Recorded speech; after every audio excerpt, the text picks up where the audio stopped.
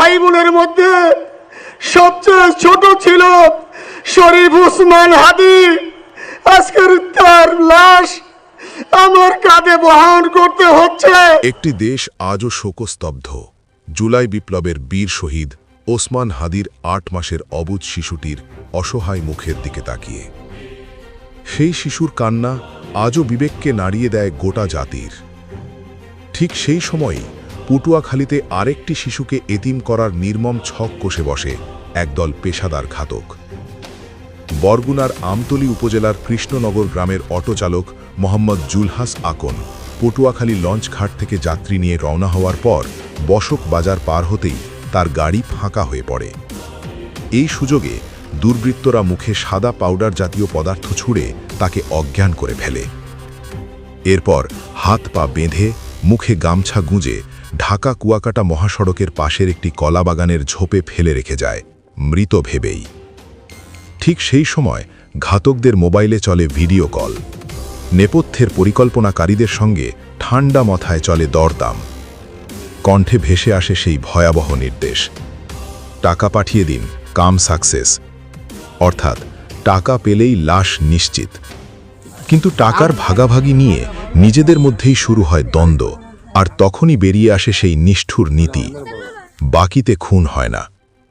এই একটি বাক্যই অলৌকিকভাবে বাঁচিয়ে দেয় জুলহাস আকনকে, আর বাঁচিয়ে দেয় তার ৩ মাসের শিশুটিকে এতিম হওয়ার হাত থেকে, যেমন এতিম হয়ে গেছে শহীদ ওসমান হাদির ৮ মাসের অবুঝ সন্তান।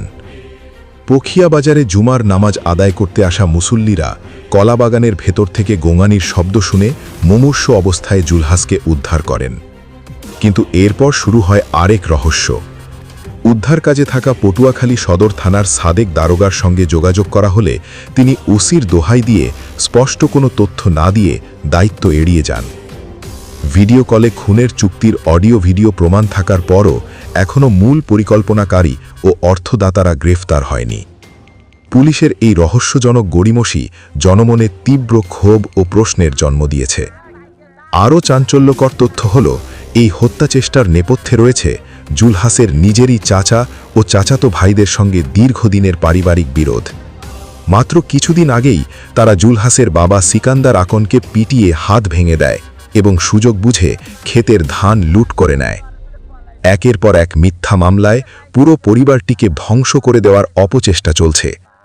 একদিকে শহীদ ওসমান হাদির ৮ মাসের শিশুর জন্য সারা দেশে বিচার দাবি, অন্যদিকে পটুয়াখালীতে আরেকটি শিশুকে এতিম করার এই ভয়াবহ চক্রান্ত।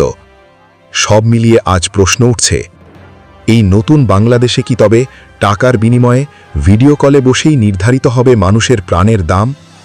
প্রমাণ থাকার পরও কেন ঘাতকরা এখনও ধরাছোঁয়ার বাইরে? জনগণের প্রত্যাশা, অবিলম্বে এই খুনচক্রের মূল পরিকল্পনাকারী, অর্থদাতা ও ঘাতকদের গ্রেফতার করে দৃষ্টান্তমূলক শাস্তি নিশ্চিত করা হবে।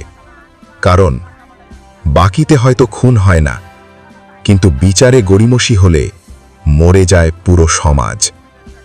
পটুয়াখালী থেকে লোকমান মৃধার তথ্যচিত্রে ডেস্ক রিপোর্ট।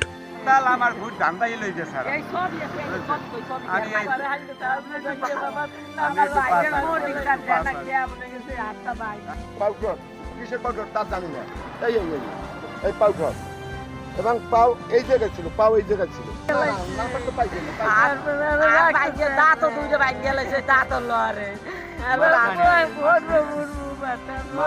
বলো উন্নত মমসী শির নেহারি আমারি নত শির ওই শিখর হিমাদ্রি। তারপরে মানে কথাই বলতে পারে না, মানে এমন অবস্থায় ছিল। তারপর আমরা ৩-৪ জনে দইরা, আরো অটো ছিল, অটো দেখতে